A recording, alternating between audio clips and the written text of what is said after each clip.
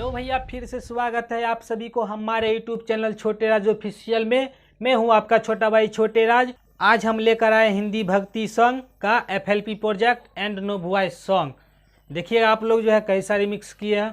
Song का नाम है बारिश की छम छम में तेरे दर पे आए हैं मेहरा वाली। हाँ, एक बात और भैया, अभी तक आप हमारे चैनल को सब्सक्राइब नहीं किए हैं तो प्लीज़ हमारे चैनल को सब्सक्राइब कर लीजिए और बेल आइकन घंटी को ऑल कर दीजिए।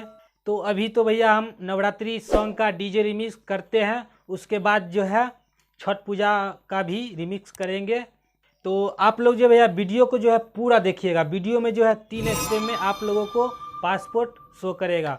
वही पासपोर्ट जो है FLP और नो वॉइस सॉन्ग में भी वही पासपोर्ट डालिएगा।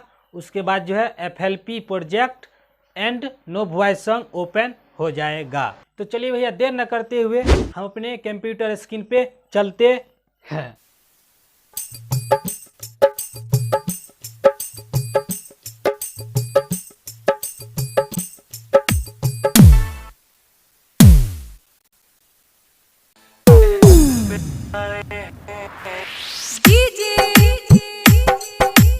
छोटे राज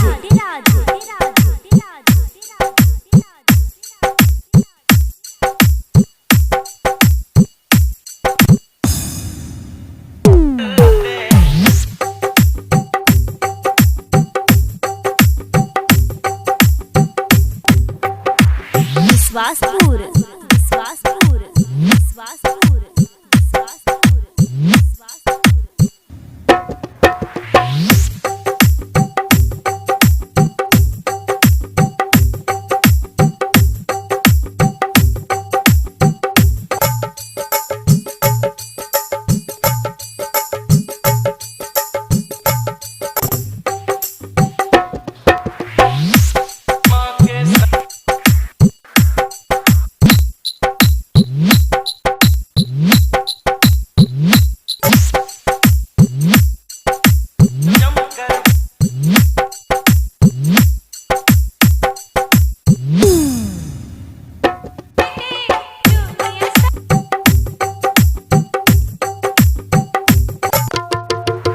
विश्वासपुर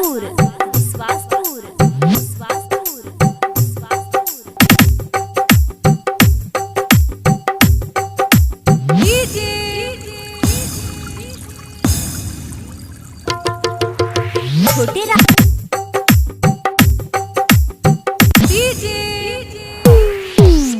छोटे राज